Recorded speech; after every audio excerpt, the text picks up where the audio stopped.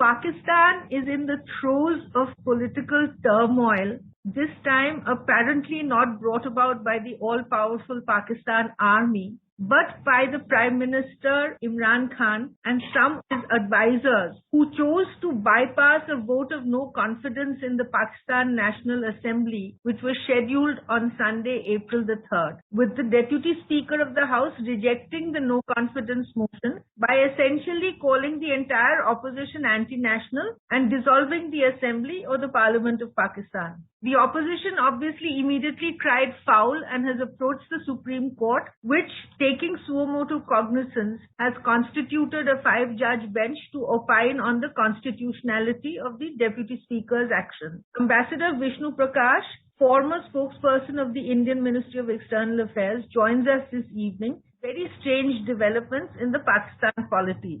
Good evening, Vishnu. Good evening, Nilova. Good to talk to you. Is this a master stroke by the former cricketer turned politician Imran Khan, the events that happened in the National Assembly on Sunday? Or is this a desperate ploy of a man who has lost the numbers to stay in power, to remain in power somehow? Well, Nilova, it is anything but a masterstroke. It's a hit wicket and a run out. That is what he has done. And you said that Pakistan is in the throes of a political crisis. My question is, when did the political crisis end in Pakistan? It has always jumped from one crisis to another. And it is usually there is a foreign hand. Usually there is a CIA hand, India hand, whatever hand. The only thing is that this time there is no quote unquote India hand in the crisis because it is clearly a crisis which has been brought upon itself by Mr. Imran Khan, who one fine morning decided that he is the de facto prime minister, forgetting that, using the cricketing terminology, that the pitch was doctored for him in 2018 by the army to assume power. And he, clearly for him, the time is up. The world knows that, but he does not know. And he is trying all the tricks in the trade to somehow avoid the no confidence motion where he is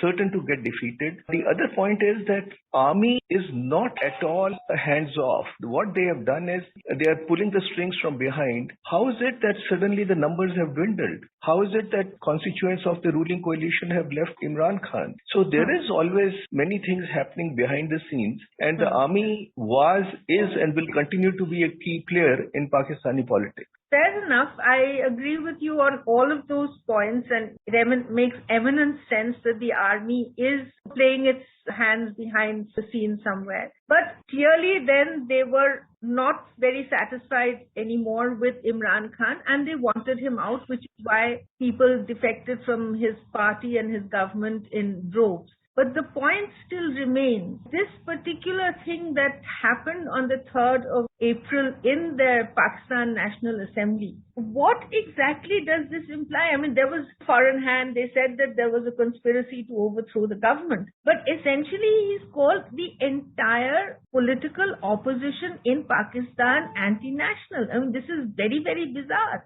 Didn't you know that Mr. Imran Khan is the only nationalist in the country? I mean, the world knows that he is a true Muslim. He is a true admirer of Osama bin Laden, whom he calls a martyr. He is a true friend of the Taliban, whose arrival broke the shackles of slavery. He actually is the only pious and true Pakistani. Everybody else is corrupt. That is the convoluted narrative of Mr. Imran Khan. And that is the whole problem, because he is delusional, it would seem, to tarnish everybody in the same brush, to take the governance of Pakistan as a T20 match, to preside over a corrupt regime, to pick up fights with everybody, and to have a situation where, because there is difficulties in the relationship with the US, to start blaming US. I don't hold any brief for the US, but the point is that even if the US, there was a statement made or some official said that Imran Khan should go or something to that effect, does it mean that all the opposition members are doing the bidding of the US that they will bring a no confidence motion? It is bizarre, living in a make-believe world, and what he has done is clear misuse of power, but by no way is it treason, because the opposition parties have gone to the other extreme to say it's treason. It is misuse of power, and the verdict will come from the people's court. That is how democracies function. But look at the irony. The man talks of democracy and does everything that a Democrat will not, but an autocrat will. So that is the doublespeak of Mr. Imran Khan. Fair enough. Again, I completely agree with you on all of those issues. But the fact still remains that how did he manage to manipulate somebody like a deputy speaker within the assembly to actually do this kind of thing? The Pakistan National Assembly, like ours, has taken a lot of its constitutionality from the British sort of example, as it were. So when a vote of no confidence is brought in, that assumes the kind of primacy that nothing else does. That has to be taken up. How did this man suddenly just say, go to hell with it, I don't admit it, and I'm dissolving the assembly? This is very bizarre. That is what I said. It's misuse of power, but let us not equate Pakistani constitution with the constitution of normal democracies. How many constitutions does Pakistan has had? Innumerable constitutions which have been used and misused and changed at the whims and fancies of the leader. And then horse trading is not an alien concept in our part of the world, or for that matter in the democratic world. I do not know what was the motivation of the deputy speaker, but well, your guess is as good as mine, because there are various possibilities of dangling a carrot of all kinds, shapes and sizes. In fact, today the Chief Justice of Pakistan, Umar Ata Bandial, has actually asked the lawyer for the PTI government. I don't know how I suppose it's a caretaker government. He has asked them for the minutes of the recent National Assembly Security Committee, which had discussed this supposed letter. So there is this foreign hand. But he has sought absolute evidence. He said none of these vague kinds of things are suggestions. I want evidence. Do you think that the Supreme Court of Pakistan would be in a position to actually deliver a judgment on the constitutionality of this whole issue in terms of the latest Pakistan constitution? The Chief Justice of the Supreme Court has said that they are not going to get into foreign hand business and so on and so forth, which is not within their competence, but they are going to adjudicate on whether the no confidence motion could have been rejected. So that, whether that is within the framework of constitution. So I guess that is very much within the competence of the Supreme Court. And the Supreme Court in Pakistan has had a checkered history,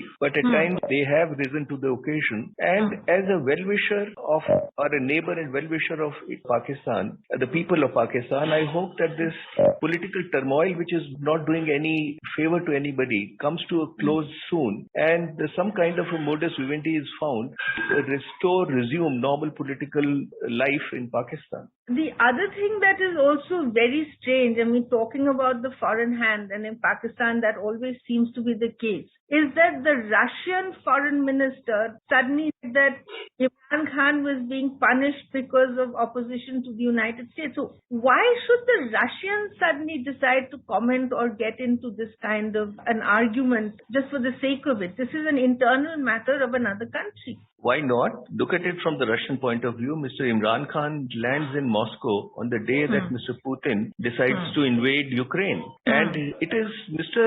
Imran Khan has one fine morning decided that he is going to shape Pakistan's foreign policy. He developed a slight amnesia. Amnesia is that the de facto power in Pakistan is with the army, and relations with key powers including the US, Saudi Arabia, China, India, the nuclear button is with the army, not with the civilian government. Imran Khan decided to craft his own foreign policy, which was anathema to the army. But it was music to the Russian ears, because why should the Russians not go tom-tom it? You know, it doesn't cost them a thing. And there is no love lost between Russia and the US and with the West. So they did it, but it is meaningless. Point really is that what is the content in the relationship between Pakistan and Russia? Pakistan is a basket case. They want money, they want support, sustenance from all the countries. Russia is not going to provide it. So the lifeline to Pakistan is from Saudi Arabia, from the US, from China. But Mr. Imran Khan has systematically burnt bridges with practically all of his benefactors except for China. And China is not very happy with Imran Khan. He remembered that Mr. Xi Jinping had called off his visit last year in 2020. And because the CPEC is being operated in a lackadaisical fashion. There is a lot of corruption. There are lots of cost overruns. And finally, the point is, how is Pakistan going to pay back? China is not at all happy, but China also knows that the only constant in Pakistan is the army. The rest is our birds of passage. They will have to truck with Pakistani army, not with Mr. Imran Khan, who is dispensable. Very much indeed, Ambassador Prakash. Pleasure talking to you. Likewise.